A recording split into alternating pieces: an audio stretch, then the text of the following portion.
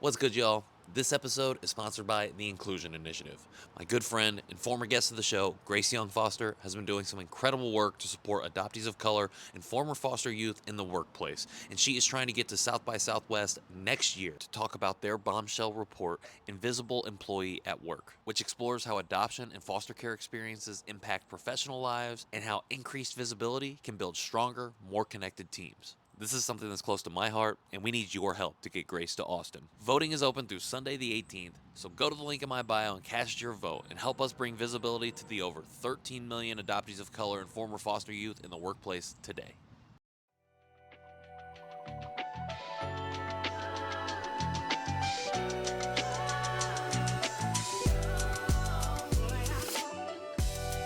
What's good, y'all? Welcome to Conversation Piece with Patrick Armstrong. I am the titular Patrick, and I keep changing up the intro every other week, but this is a show where we talk about the missing pieces of the conversations that we're already having. And I appreciate y'all being here, whether your first time listening, your second time, your fifth time, or your 100th time. I appreciate you being here in 2024, the year of the nap.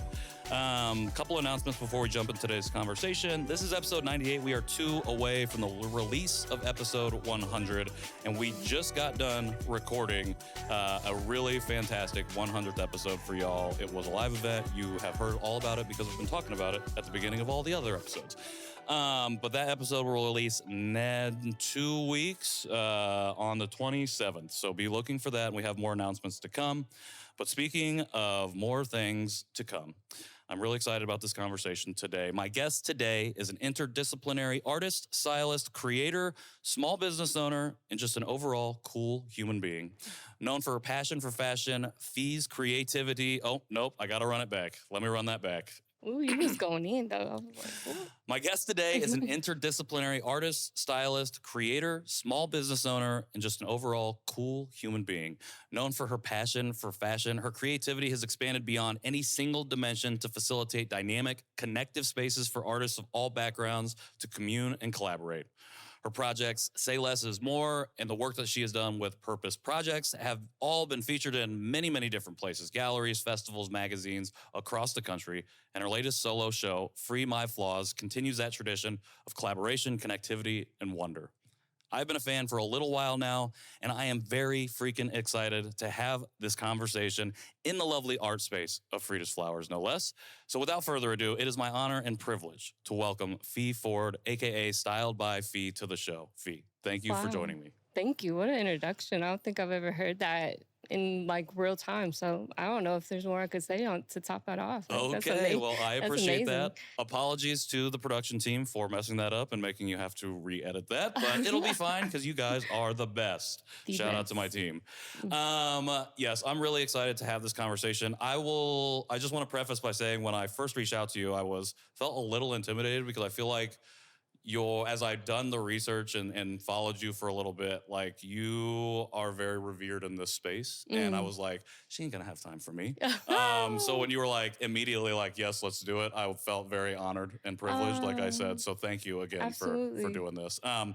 I did give you a elaborate introduction, but for folks listening or watching who may not know who you are, do you mind just sharing a little bit more about yourself? Yeah. So, I always like to say to people, I'm an artist first.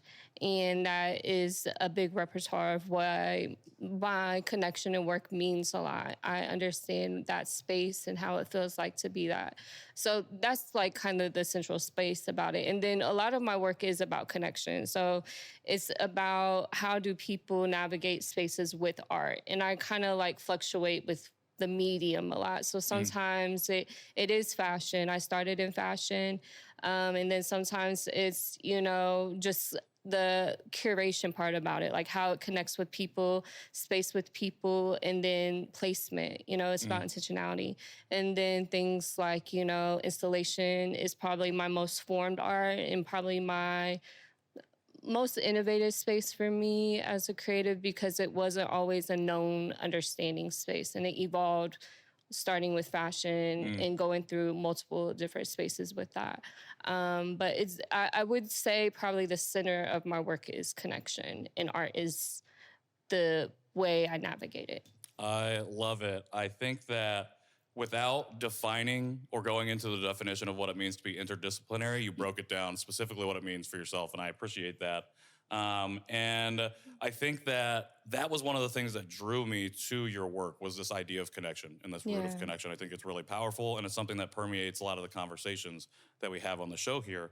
I want to just take a slight step back, and I read that your interest in like fashion and vintage culture started and was influenced by a few different things, a bunch of different TV shows. Yes. And specifically your grandfather's love of antiquing, I think I read. Yes, yeah, okay, yeah. Oh, and I also have written here Value World, because I saw that you had done trips to Value World. So I was wondering if you remember the conversations that you were having around those types of things at that time.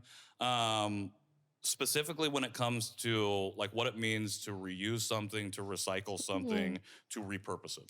Yeah, so it's interesting because like when you grow up in a space where you might not have a lot of stuff or things, you often just not always notice that things are getting repurposed. Like, so I think it ends up becoming more common to see the usage out of it.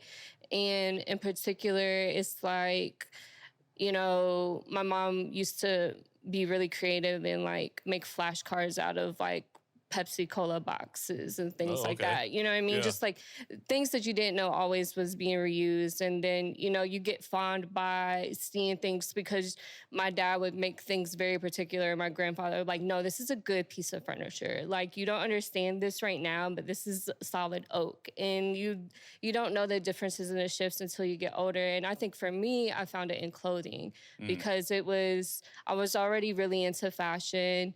And not knowing that it was such a big part of my world, but I always loved clothes. And my granny used to take us shopping all the time when we was kids, but she would always take us to sales racks. So I got really familiar with like finding a good deal. And I always wanted to find a good deal. And that's like what started like how to be thrifty. Like the concept of thrifty was being affordable. Sure. And then I didn't always know there was vintage clothing until I went to college.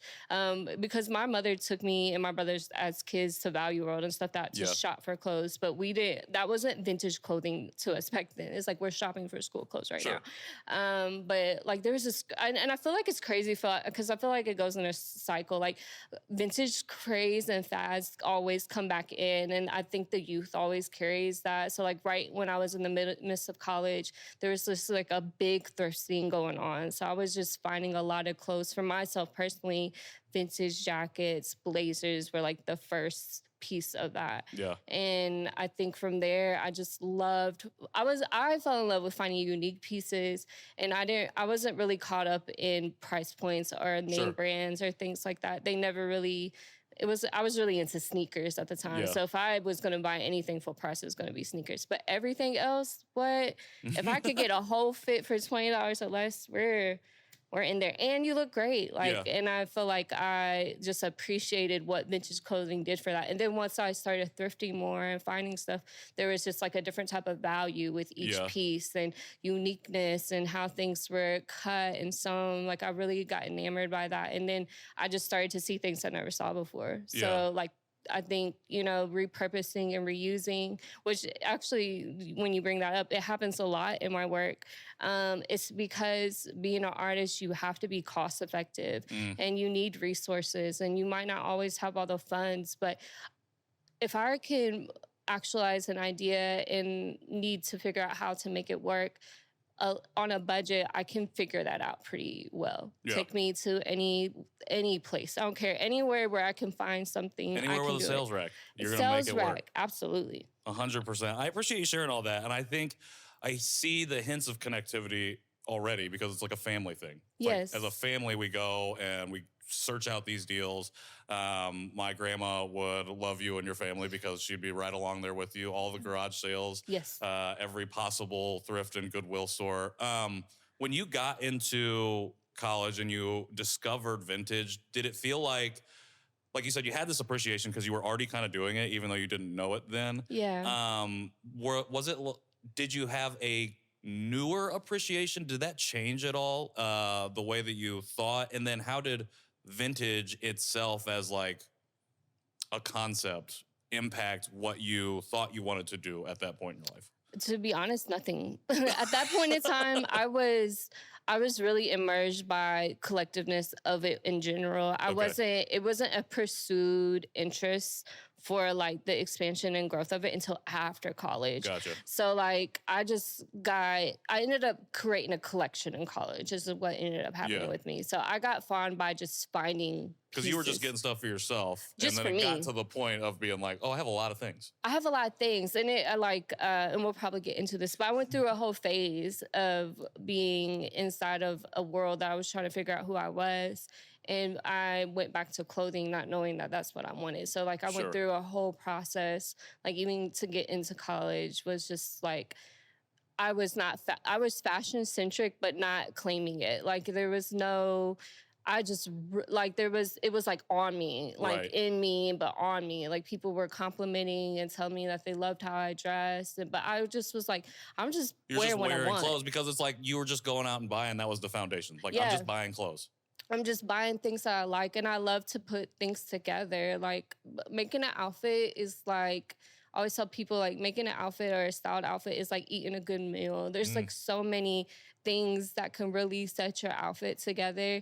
And I ended up like, I've always done that though. And then like not even knowing that it was such a impressionable thing on people, I just really enjoyed it. And then I think that's like after college and things like that, I started to figure out, and I guess I didn't even really appreciate it until after I started vintage clothing and when I started to style people because I wanted to sell clothes. Okay. And then that's kind of like what ended up happening. But yeah. How long did that collection follow you from college? Did you keep that or was it like cycling out? It was a little bit of everything, like things I've had personally, things that once I found out I wanted to do the boutique, I dove right into thrifting. Yeah. Like I got Value World, my best friend. Like I went all the time. I used to work in retail. So if I get a day where I got off at 6 o'clock, I'm going straight to Value World. I'm staying there till 9 o'clock. I'm the last person in line knowingly that they're going to have to do a lot. I'm taking every hanger off because at Value World, they stapled each tag on there and they had to hand punch in every price tag. So I would have a lot of stuff.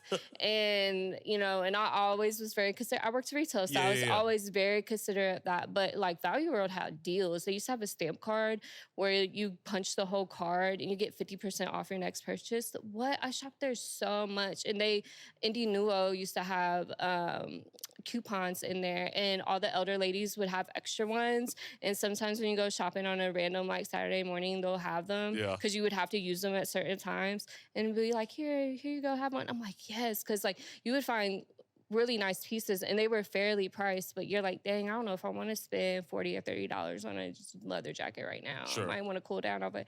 But for 50% off, I'll definitely do that. For the deal. For the deal, yeah.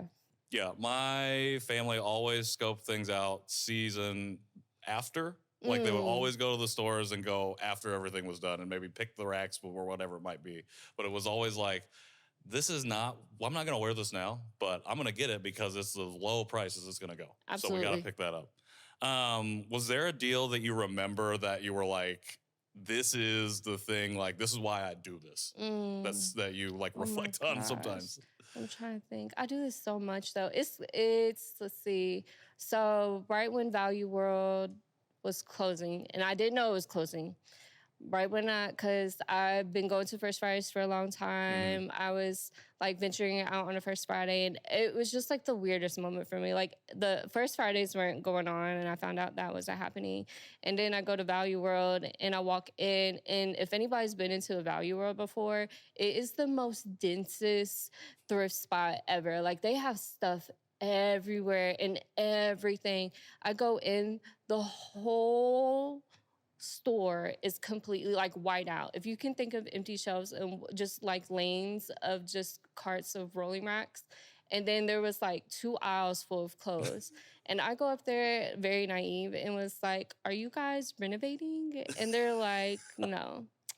So I'm like, and it had been a while because I had shopped a lot. I'm like, oh my gosh, well, I go and I thrift through all the things. It's crazy because I still have this piece, but I have a Venus Williams, Wilson's leather piece. It's a 2-piece set, suede. It's actually probably very in style right now because everybody's going on the Western theme. So it's like a Western theme, cowhide, stitched vibe. It is so beautiful. And it's a nice flared pant with a long trench. It is one of my favorite. Still has the tags on them, on both of them. And yeah, I have that piece still if anybody wants to purchase it.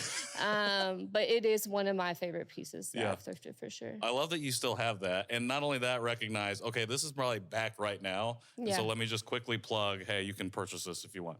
No, that's awesome. I love, again, this idea of connection from not only as like a physical thing, but through time. So like, it's like you're carrying those pieces of that work that you were doing in this space prior to opening the vintage boutique, right?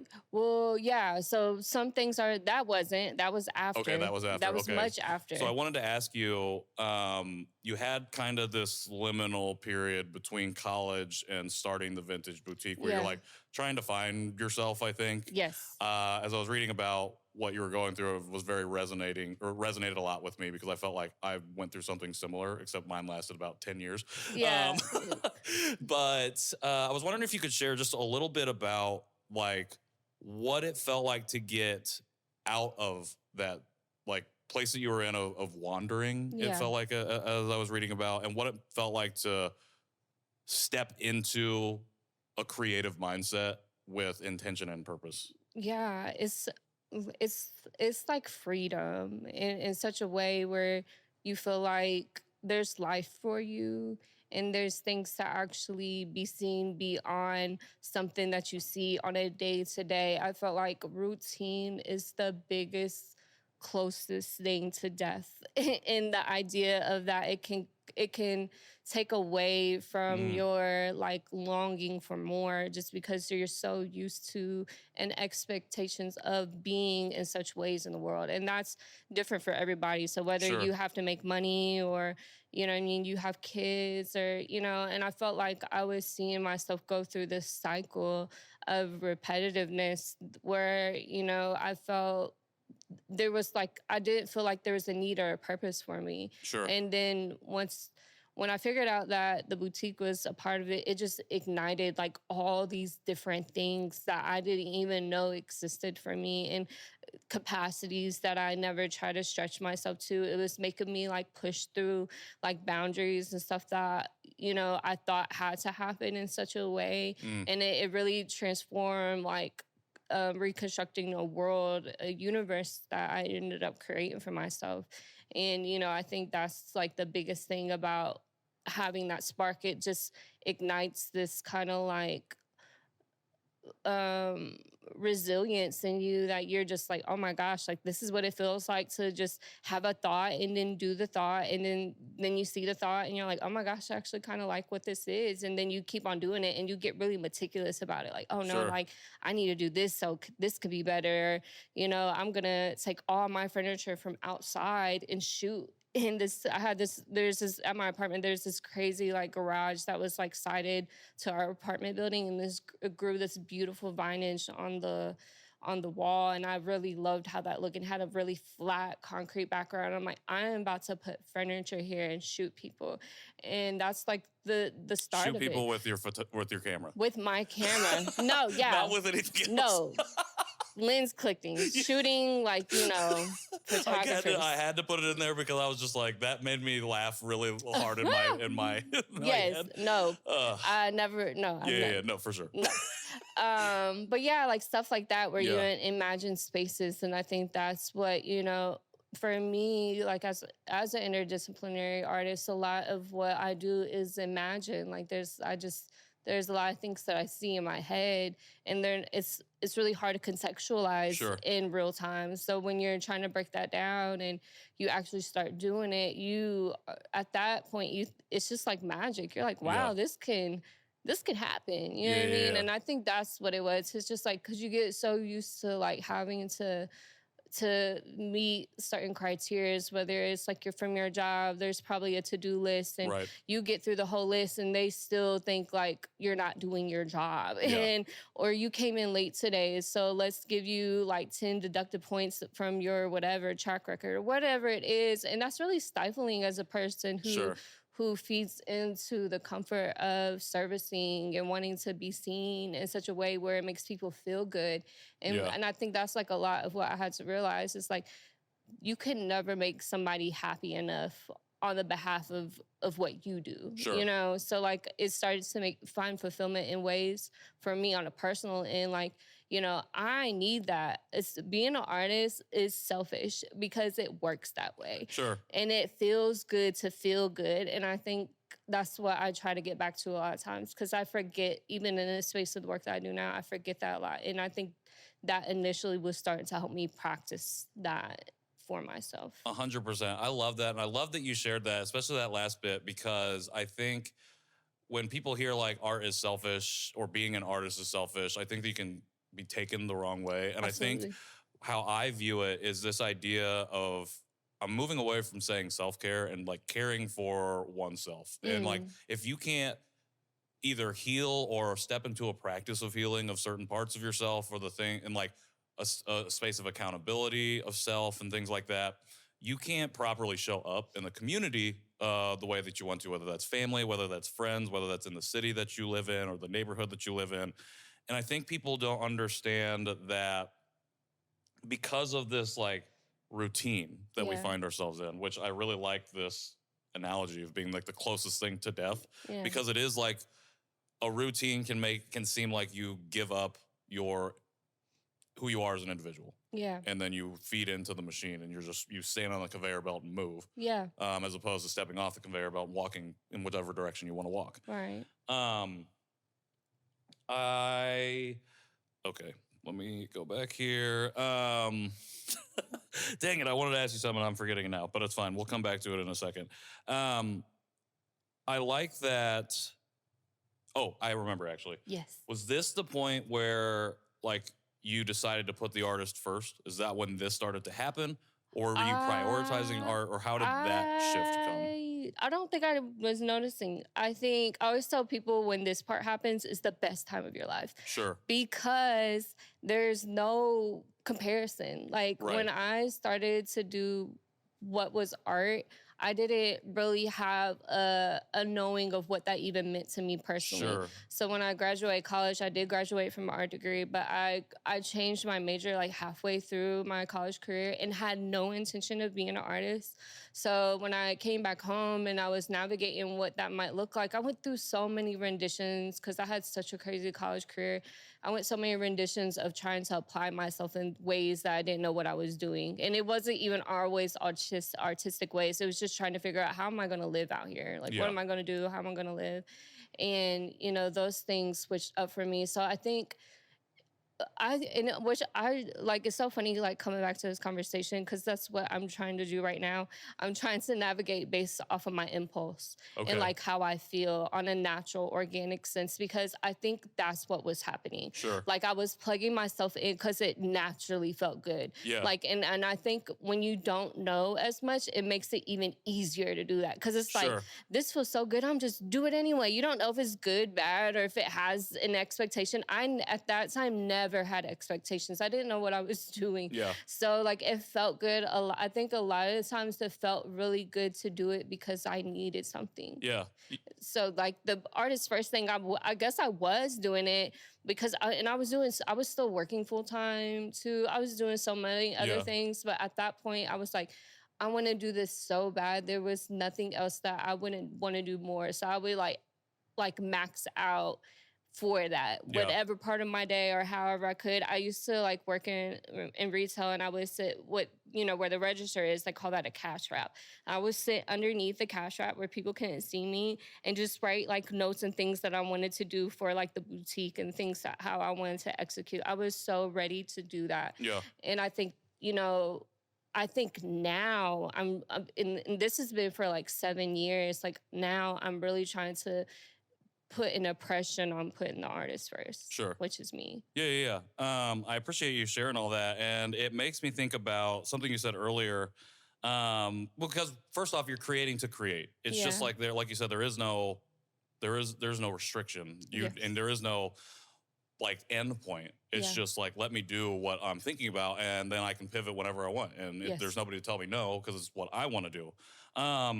And then, like you said, you're kind of trying to get back to that now. And it made me think about something you said earlier about how as you kind of like lose yourself to the art and you start to create, then you get to a point where you want to like perfect it almost. Yes. And you needle down. And it sat with me because we had just talked about routine being the closest thing to death. And I think about how perfectionism kind of permeates some of this idea of routine. Absolutely. And how and it can infect art in that way. Absolutely. Do you feel like that's kind of where you found yourself after, not that it was like an infection per se, but just like, oh, is this getting to be routine-like? Yes.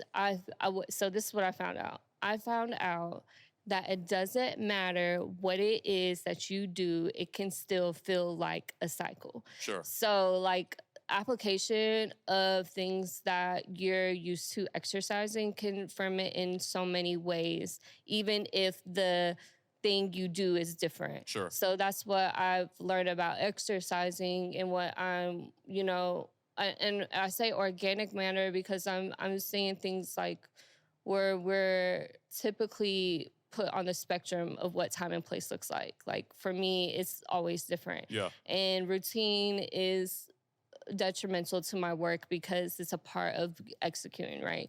But I also found out too that naturally I need something more than that. Sure. And I think that's what I ended up finding out. Like it doesn't matter if I don't figure out how to feel good in all of the things that I do, this will not be the fulfillment or the ultimate desire that I've always wanted to exist in. Sure. So I think that's like, for me, it was realizing that I'm the most important part of all this and that I need to navigate my feelings more so I can make better discernments on navigating. So I don't have to lean into certain things to satisfy my fulfillment because those things, like I know now executing projects is not a problem for me. Like working hard is not an issue. Like I've done that all my life. The problem is that I lose my intention and care, and then I get that mixed up between what I think the world is speculating me to have that to be versus what I actually need to do in order to have that. And that's something I have to teach myself. Yeah. I mean, it's a difficult thing. And again, like something I think people don't have a good understanding of when it comes to art is this idea of it's not always the creation and execution. There's a lot of work that goes on as artists just internally to like you said, you're trying to like manage and figure out your emotions in certain situations so you can better approach them in a certain way. And I think that kind of introspection can get filtered out of like a corporate space or a lot of other spaces because it's like there's no place for that here. But in art, it is a translation of that internal work that you're doing. Absolutely. When did you get to Fountain Square and how did that community start to build and grow? Because I feel like that's part of it too. Yes. That gets you from I'm creating just to create. Now I find myself in community and now it's like we're all working together and building a lot of things. And then it feels like, okay, now you're here where you're at right now. Yeah. So it's like, it's a crazy story. There's parts of it. So, okay, so when I got back from college, I wasn't doing nothing creatively. Like I was just like, I don't know, I'm just living right now. Yeah.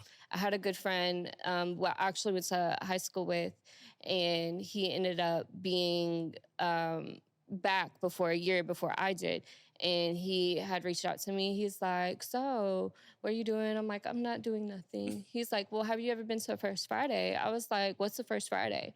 And he's like, I'm taking you to the First Friday. So we go to the First Friday, and it's at the Murphy Building in Fountain Square. And it was like all the things that I was looking for to have space for me as an artist, it ended up being in that world because the eclecticness of the space. It was a wander. Like when you go in, you have to wander. You don't just go in and be like, okay, the food court's here, or this is where you buy grapes at, or whatever. It was very nuanced, and I love that. And then it was different all the time. There's different people. There's different age gaps. There was always something different happening on. Like, and I was fiending for that. Like I needed something to be inspired by, and I got inspired by this. And that was like the initial part. So before I ever came to Fountain Square, I wanted to make it very clear that I was a voyeur. I was a pure spectator and an appreciation. Sure. And I think from there, I just was learning so much about the space and what that meant to me. It all started because of First Fridays. So I evolved over time, and I was doing the boutique. I was doing tons of pop-ups in the city, like everywhere. I was going everywhere. That's how I always tell people, that's the gateway drug. Fashion was the gateway drug. I got to meet tons of people because of that. And then I ended up, I lived close near Irvington. I ended up going through this crazy experience. My mother just passed away, and I went through this like week long of grief. And then I ended up going for a walk. And it was a little bit of a walk, but I was like, I don't care, I'm gonna walk. And I walk all the way down to Irvington, and I see a sign popped out. And it's like, coming soon, a book and vinyl store. And I go in and talk to the person there, and I'm like, oh, what is this? And she's like, oh yeah, my name's Elise. I'm about to open up this book and vinyl store. We're actually having a grand opening on this day. I'm like, I was supposed to meet you. My coworker at the time, which I was working at a resurfacing company, okay? Nowhere near creativity or arts or anything like that. There was one other person in the office with me. Her name's Lamar, and she was telling me about this particular spot, this same spot.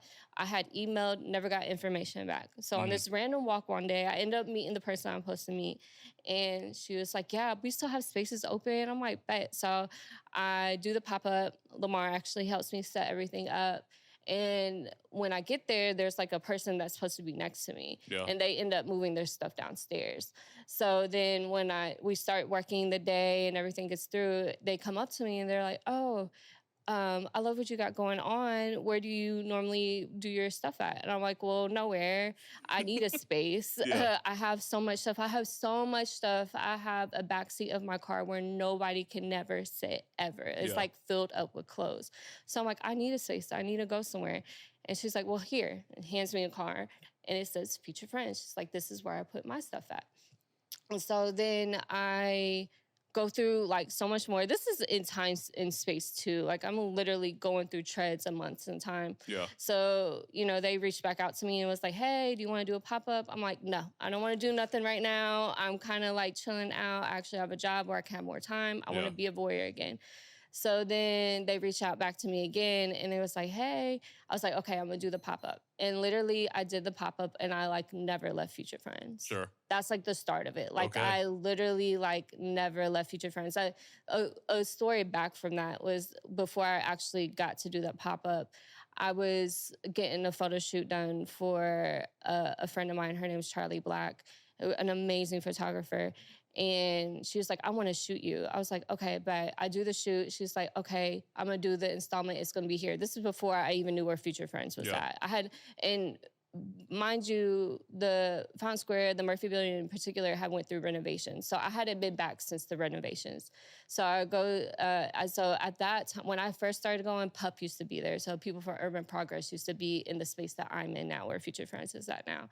So when I go back, it ends up being at Future Friends, and then that's where like all this full circleness happens. And then the reach out to be a part of the vendor, and I literally was a vendor and just like never left. So I went through like, and this is like before, like when I was voyeuring and everything like that, Future Friends wasn't there. So it was non-existing space. So like I try to make that understanding, like that's a big part of my impact with Future Friends is because of nostalgia. That's a big part about it. Yeah, and you're like coming up with them and creating with them and getting the opportunity to create in that same time frame. How does that, becoming a member and not leaving, how does that become, I know that you're very synonymous with them. How does that lead to becoming a creative director and curator, like becoming so enmeshed in what Future Friends is about? Right. It's like seeing something bigger than you and really seeing like, man, this can happen and this can work. Like, and it's kind of like you see it go through phases. There's like tons of changes that end up happening. And the biggest part about it is that you want to exist in this space. I'm like, that's our friend now, I guess. Right, like, homie. Okay, just stay at one spot, baby.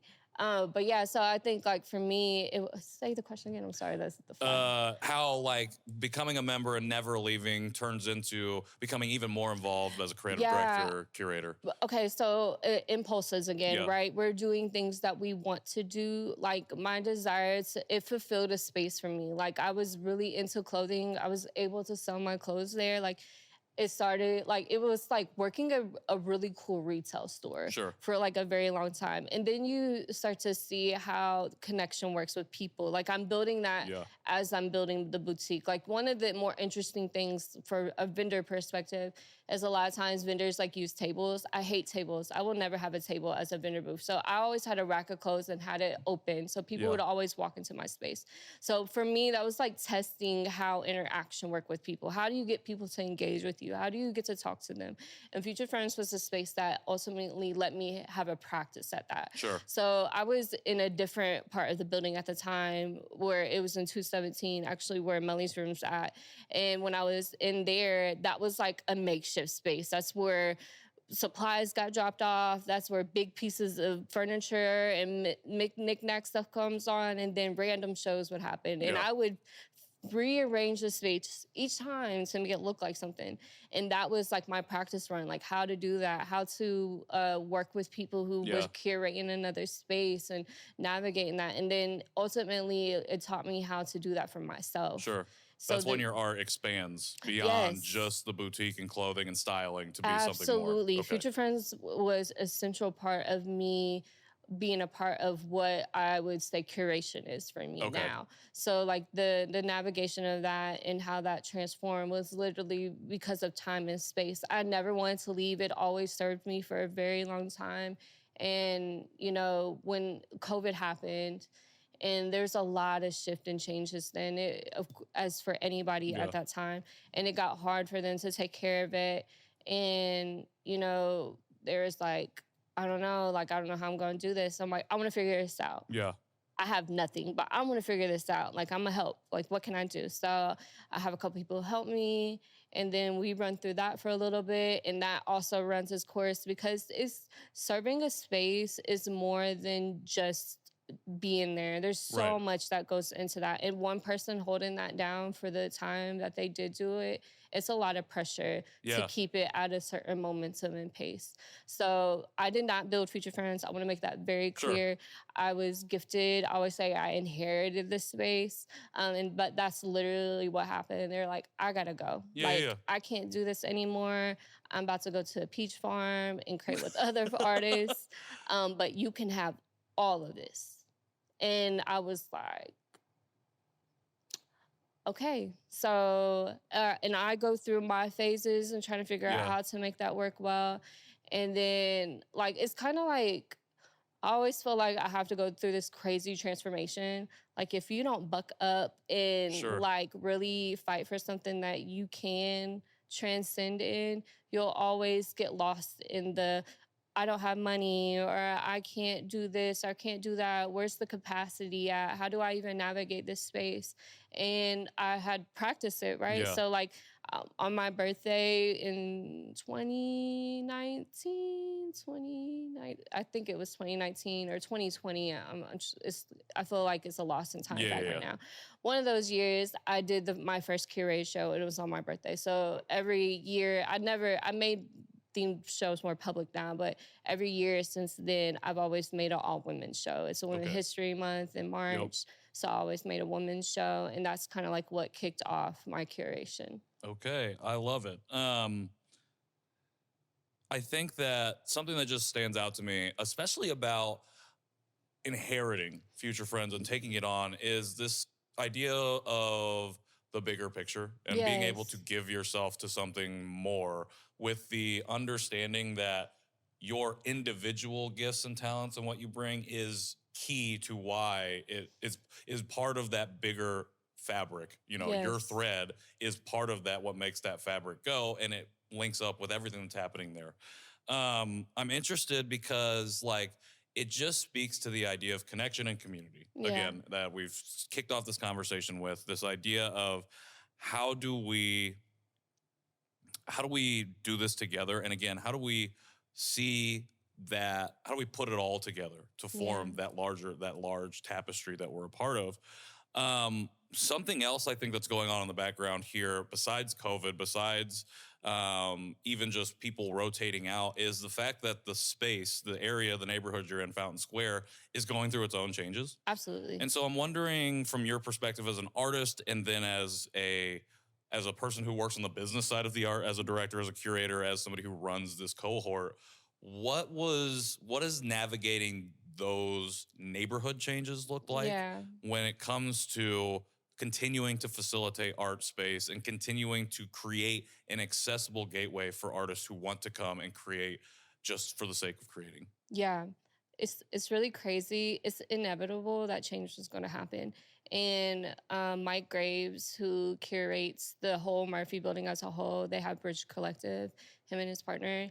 And you know, Mike's been in the Fountain Square area for years. And what I have is history that I can lean into. I have Sure. stories. I have a lot of conversations. So when I'm not understanding something or I'm trying to um, see the threshold of something, I'm going back to these elder people and being like, hey, you know, or in over time I've had, because I have curiosity. So it's like there is stories about the Murphy building that has predecessed anything that I will ever be able to see in my lifetime. Yeah. And, you know, like things like they had a Studio 54 basement. You know what I mean? Like nobody will ever get to Yeah. see that again.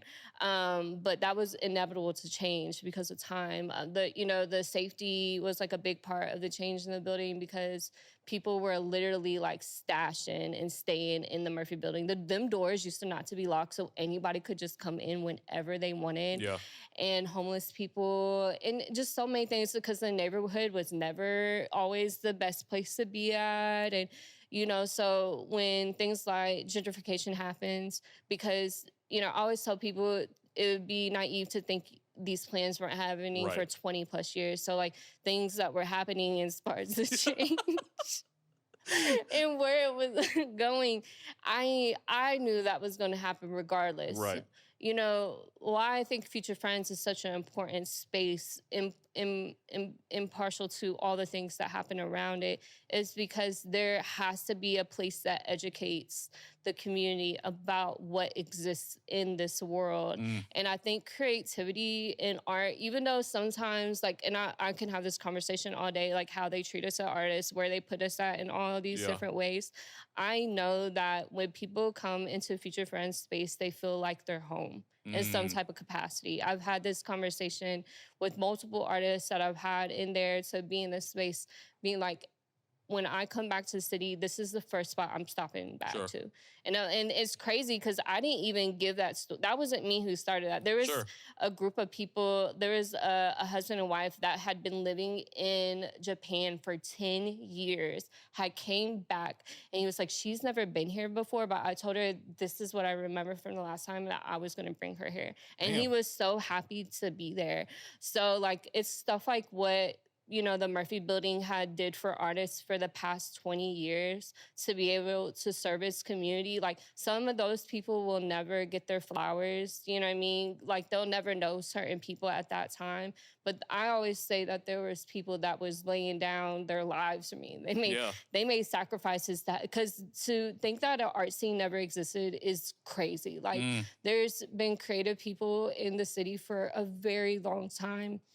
And I think that's what I always try to remember, is that we're going to constantly have to push through narratives, and we're going to Sure. constantly have to challenge people's perspectives always as an artist. Yep. Like, I'm never going to have that freedom to be not compared to somebody who probably saves a life. Sure. You know what I mean? So like, I have to constantly shift the narrative on the conversation of what that does. And I think it's like they say there's this soup that's been fermenting for like over like 40, 50 years. And it like is the best soup that they've ever had in their life. It's somewhere like over in Asia somewhere, I think. But it's kind of like one of those things. It's like the more of the recipes and the more things you mix into it, the more care and time people put into it, it does come to the forefront of things. But it's something that doesn't always feel like it's being acknowledged. And you have to really be okay with that. Like, you have to find ways to like, it's like you're not punishing yourself for wanting to see good in the world, okay? If so for people who are wanting to get to the man and do the things to make sure that things are done, I'm not saying it's not a fight in that. I am saying that there is an opportunity, though, to see things beyond a time and space where you might not always get the fruits of the labor in that moment right now. Yep. And that's not for me to take away from. I know that's like I know preceding me that there would have to be somebody just as passionate enough as I have and have the compassion enough and grace to be able to serve a community. That's really what it is. It's like I can never predict what all those things come to, but who would have thought that I would meet this man? He wanted to come back here after 10 years. 100%. I love that because it makes me think about something I brought up on the show before, but it's an idea from Tema Okun. She's a scholar, anti-racism scholar, but she writes about 7-generation thinking. And so like the decisions that you make now, not thinking about, oh, how will that affect me tomorrow, but thinking about how's that going to affect 7 generations from now. And I think something that I feel like many people don't do is recognize. I like that you say that you're like highlighting this idea that you're probably not going to get the recognition that you want and that you probably deserve in real time. It's going to come later. But it's about the compassion, about the why you're doing this that matters. And I think that's something that we as those future generations don't do enough of, is then recognizing that history, that nostalgia piece a little bit. And nostalgia can be, you know, carries connotations however you want to describe it, but like there is a history that we're building upon. And like you said, there's somebody who's essentially laid their life down as an artist to make the space for someone like yourself or someone, whoever wants to create, to have the opportunity to do so. And the work that you're doing now, and just like that example of the people who were gone in Japan for 10 years and came back, like to keep that legacy going, I think is so important, especially in a city like Indianapolis, where there's like, where people are probably not aware of the art scene that has existed for a long time. Absolutely. And there's people like yourself, someone like a Samson Livingston who highlights the history of the city in that way, highlighting those missing pieces, I think is so important. So I really appreciate you talking about that and bringing that up, because I think, again, it's something that we don't talk enough about.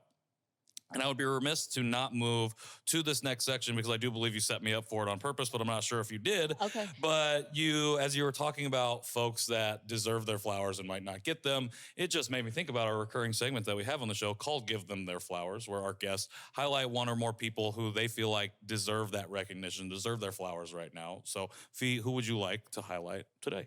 Absolutely. So I don't want to get emotional. I would like to highlight Carrie Cosby. Is the Glow Queen. She is somebody very dear to me. She is my mother-in-law, but I say that not because she's my mother-in-law. She has done great efforts to support the community. She does the Fountain Square Creative Arts Festival every year, and she does so many impactful projects that relate to that. And I think, I think it's hard to be in a city like Indianapolis because there's not a lot to compare to. And you'll have like 1 to 2 things to compare to. And when you're trying to be innovative in creative spaces, there's always just juxtaposing thing that makes it counter it. And I think she really tries to stand outside of that box a lot. And, she fights for the common people that need space and that have just the same levelness as any creative in the community. And it puts a centerfold on highlighting people as who they are in such a great way because of what she does to push that through. She cares and loves so much about people. So she's a very nurturing woman, and she provides so much empowerment for people who are not always seeing themselves in the best light. And that's what she's done for me a long time. So I always say that like about my partner, like, I always met you so I can meet her. But inside of that, knowing that there's that connection thing again, it's like serving something that's beyond your time. And I think she sees things like light years from now. And it's really big and very, impactful in such a way that makes you dream beyond your understanding. And I think that's what we need more of inside of a creative community, especially like a city like Indianapolis, where like, you're having to like really convince people like, this is a needed thing. And I know you don't understand or get what this means right now, but I just want to shove this in your face real quick. Like just push it on you. And I feel like, doing that so much, it's difficult. So I honor her for really like pressing and pushing the foreground in and standing on the things she believes in as an artist. Thank you for sharing that. I love that. Shout out to Carrie. We're going to get you some flowers. Shout out to Madeline and Frida's Flowers for sponsoring this segment. FreidasFlowersIndy.com to elevate your next event. Thank you so much for sharing that. And you can be emotional on the show. I'm totally okay. I've been so good at not crying. I could have cried like 1,000 times. I did such a good job. I could tell you have done a great job. I could tell there were points where there was emotion in your voice, especially talking about the community, especially talking about what's going on at Future Friends and what you've kind of went through, just even reflecting back on that. And I want to apologize if I ever put you in a space where you're uncomfortable feeling that way. No. And I appreciate you sharing and expressing that here on the show. It means a lot because, again, it's about how can we get to those periods of humanity, those points and pauses of humanity and express that. And I appreciate you for expressing it here with us. I love this connection that you have with Carrie. And I love that I met you, my partner, to meet her. Like, it's like how these things kind of come together and how connectivity can be limitless. Yes. So I'm thinking about how I wanted to frame this next question. So limitless. You have previously described your art as boundless. Yes. And I think that has kind of shown through here in this conversation. But I was wondering if that definition has evolved since and how you would define your art now, especially when thinking about your art in terms of community. Yeah, you know what? I think I'm starting to see a transformation of where that can transfold at. I've been getting some really interesting conversations being brought up to me about collectiveness and connection. And I think I feel like I'm about to be a professor or something on navigating people and dynamics in art spaces. But I think that's what I'm leaning more into, like consulting and what that looks like to help program what space looks like. So I think, I am going on a more of like, I don't know, like I'm really trying to, I'm currently creating my own thesis right now. I'm creating my own new job title of how I would present this to people. It's a connector at the essential part of it. But I love what you said earlier about, because I've been working on words and researching my own type of things about my thesis and how I want to say it. And it went back to fabric and threading and being a thread and being part of the bigger piece. And that's literally like what is happening right now. I feel like, we're all woven into this piece of fabric that's being made. And I'm just fine tuning the threads. And I'm really trying to interlock the kind of like, there's the axis, right? Yeah. We all know that we are on a grid. So that grid, the most powerful spot is where the positive and negative meet. And I feel like I'm hitting more onto those things with intentionality. So it's polarizing. A lot of people like to be on either side of the vision. And I've learned in my own way of connection that there's no way that meeting at the division works. It's about being on the other side of it. So wherever you're divided at, I've been in a great opportunity on my own personal journey to understand what it feels like to be on the other side of things when I feel divided. And I've seen it a gazillion times here. It's heart-wrenching sometimes to see a process happening and just be like, oh my gosh, if this person had an opportunity just to understand. Had the conversation. Yes. And a lot of times that's what it is about connection. It's about that conversation that it's never happened. And I feel like because of my multitude of conversations that I've had with one-on-one with people over time, it gives me a different type of appreciation and understanding of what grace does to make people fulfill their ultimate desire. I don't do that. I get to see people for who they are Yeah. and understand that, there's so much more to what this transformation happens over time, that I feel like that's what my work is starting to hit onto in a really interesting way, where it's like people are starting to see the ways that I build or create or navigate is working somehow. Yeah. And I'm starting to see like it's a little bit more intentional than just creating something nice and it looks good. Sure. You know what I mean? It's a lot about placement and intentionality Yeah. and, the connection between the two. And I think people are seeking for that. And I'm kind of just looking at it from a distance now and being like, oh my, the observation for me is Yeah, more yeah, interesting. yeah. Like I'm looking at myself, seeing these happen in real time. And I think people are intrigued by that. So now I'm Yeah. intrigued by it. I'm like, oh, I need to figure out what this really looks Sure. like for people. So like, do I know what that is yet? I have no idea. This is the new part for me right Yeah. now. It's like exploring what that could be for my next transforming and, understanding, but I feel like it's going to carry connection in a very new heightened space for me. I'm really interested about it. Yeah. Because it will still always be in creative innovation. And I think that's what I'm interested in is like, how can you back people with creativity though? How Yeah. can we be innovative thinkers and really press the forefront of needs that doesn't happen because you were just so focused on margins and numbers and capacities, but you were caring about people. Yeah. And that's kind of like where I think I'm at right now. I love it. How do we get to the space of allowing multiplicity, allowing all these things to exist in the same space at the same time? Yes. It's uncomfortable, but Yeah. it's discussions and conversations we need to have because that's, again, where we find each other's humanity. And I think it takes time, like a lot of time. You've got a decade here almost of doing this work and creating to then have enough perspective to be able to take that step back, see what you've created in that now portfolio, and think about the deeper layers of connection of place, of what does it mean? What's the home for this? How does it tie to the city? What's the story that fed into all of this? Like that perspective, I think, is beautiful. And I think what you're creating right now, which to anybody outside might not look like art, is art because you're creating something new. You're creating some new form of how do we navigate this type of conversation in space. And hopefully a lot of people are going to be able to tap into that when the time comes. Absolutely. All right, so we are coming up on a good amount of time, but I really appreciate you giving me that time. Absolutely. I have two more questions for you. Yes, I'm here. The first thing is, I have three things. First one is a statement.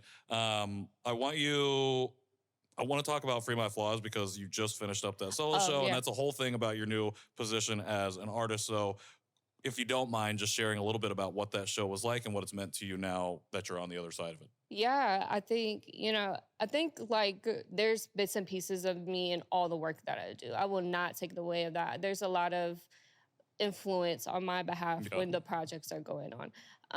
The solo show, it was really important to me because it was like a full circle moment about all the experiences I've had, all the things that I've created thus far to be an artist. And, Free My Flaws has always been like a conversation for me and my personalness. It's the acronym of my name, FMF. I have it tatted on the side of me. But it is, I feel like, a continuous exercise, learning how to be authentically yourself with having no repercussions at the end of it. Just knowing that you exist flawlessly, but flawed in this world, and that it's okay to have all of it. And, I think that's really, as an artist, you're like especially when you do work that ends up being for spectators and in the enjoyment and pleasure on the behalf of them, you really start to compare yourself and try to see like if you're worthy of the space that you create. And that's what I feel like I'm constantly battling. So the show was just like in an honor of what I've done and also to what things have led me to get to there, and ultimately my mother. So that was like a big part of the show because I got to learn Grace really early. And because of her, that taught me like the things about how I connect with people today. So like Fremont Falls is essentially about a space like that. I feel like every artist has to have the opportunity for renewal and refreshment. And like for me, that's really what I'm looking for. I'm looking for renewal and refreshment and grace on my behalf for me to, you know, that's why we need this. If the refilling and the refillment is just about to be able to be in the best space for myself, for others, for the bigger part of the impact. And learning what that means to me, that was the essential part of what Fremont Falls meant to me. That is absolutely beautiful. I appreciate you sharing that. I feel like it's a great capper because I feel like it's a full circle from us talking about at the beginning of this conversation, how your family like set that foundation. And then how I feel like you're in this moment of creating to create for yourself, but with the perspective of like, when you first started the Vintage and you came out of that space, and when you first got to Future Friends and you were like, I'm here now, and like, this is what we're gonna do. I feel like it's like, again, refreshment, renewal, stepping into what's next, what's this thesis, what does it mean to be the connector, and building into that. And I love that. I love it. I appreciate so much of everything that you shared. Again, we talked before we got on here, we could talk for multiple hours, and we're going to have you back to talk more about specifically the art scene here in Indy and break it down a little bit. But I appreciate you giving us a look into your personal journey and sharing so much. There's going to be so much that I can't wait for people to hear. My last question before we ask how we can support you is, I know that you are, one of your favorite accessories is earrings. So I'm asking if you have a favorite pair of earrings right now. I do. I have two. So these are actually one of my favorite. I think as I've gotten like a little bit more like toned down on my shopping, not like toned down style, but on my shopping, I've appreciated like things that could be worn in all aspects. Sure. So I love a good, because these are still loud to me. They're chunky and solid, but I love that they're minimal. And I can literally, like, I can dress this up or dress it down depending on how I style my outfit. So these are like a really good go-to. And then also there's a pair of earrings that I've made from the installation that was built last year for Butter. I always like to make something from the installation. And they're Mylar earrings. So I call them Cascade, that's what they are. And they have like rainbow rhinestones on them, but also like big, chunky, but a good like wear with whatever you want piece. Yeah. Cause they're way more flashier, but they're like a good piece to add for if you want to be, I guess the word is artsy, but if you want to be artsy, they're a good artsy earring. I get so many compliments on them all the time. It's like a very good complimentary earring. So like those are my two favorite right now. They'll change. I have so many. For sure. It's the seasons or however that works, the cycles. But also somehow you got in repurposing and worked it back even more full circle for this conversation. And I love it. It's a perfect wrap up. How do we, after we leave here, how do people watching, listening, how do they find you? How do they support you in whatever you're doing next? Absolutely. So two ways. So Styled by Fēi is on all platforms. You can find me everywhere on that. I'm mostly on Instagram. So if you're really trying to reach out, go on Instagram. And then, of course, Future Friends HMC, Holographic Magic Club, if anybody was ever wondering what that meant, on all platforms as well. And really, I'm looking for a transformation. I'm looking for a big rebuild for Future Friends. So there will be a GoFundMe link very soon for Future Friends. I'm trying to do a rollout that's appropriate, but you know, there will be a real need for support for Future Friends. All right. As soon as possible. But if people could support that, anybody who's been to a First Friday, I always tell people, like, if you really want a true experience, just come to a First Friday, bring a friend. There's so many local artists there and entrepreneurs that come to show up for themselves. And I think that's the best way to get an experience. So if people are ever like, what's the Future Friends or what is a First Friday, come to the next First Friday, August 2nd. But I don't even know when this is going to get aired. This is going to air 2 weeks after that. So the next. So September 7th will be the next one. You pulled that date right out of your head. That was really nice. I could not have done that. I have to know First Friday dates. I cannot get away from them. But yeah, any First Friday throughout the rest of the year, please come and support that. Bet. We will link to all the First Friday information here in the show notes. We'll also link to Future Friends HMC and Styled by Fēi, so you can follow as easily as that. Just click the link there. And if you're not following, what are you doing? What are you doing with your life? Okay. Fēi, thank you so much for coming by. I can't wait to have you back, but I'm really excited about everything that you're working on and excited about the future of Future Friends. Thank you. Appreciate Absolutely. it. Thank you for having me. This was great. You're amazing. Like, this was a great conversation. I appreciate that. Absolutely. Clip that out. Clip that out. For everybody else, episodes every Tuesday, again, on YouTube and wherever you get your podcasts. We are on episode 98. We have just recorded episode 100. That is coming out on the 27th. We have some big announcements coming up after that, so please stay tuned. It's some cool stuff, so I just want to get you ready for that. Make sure you follow us on Instagram at Conversation Peace Pod. Go to our website, conversationpeacepod.com, to find all of the other episodes, as well as cool merch items that are definitely there at the time of this recording. And last but not least, I want to shout out my team, as always, John Overton and Popular Rapture on the audio. Shout out to Zane, backing up John, and Roundtable Recording for being the place that he interns at.